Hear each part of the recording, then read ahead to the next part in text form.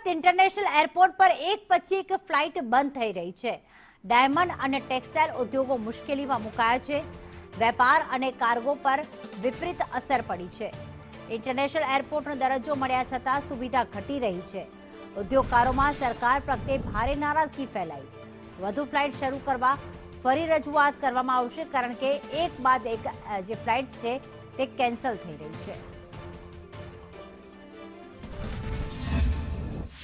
શા માટે સુરતને, મને તો એવું લાગે છે કે સુરતને બહુ મોટો અન્યાય થઈ રહ્યો છે। જો બધા જ એરપોર્ટ કમાણી કરાવી શકતા હોય તો સુરત પર તો કમાણી કરાવી જ શકતું હોય, તો એવા સંજોગોમાં એ લોકોની પાછળની એની શું ગણતરી છે તે ખબર નથી પડતી।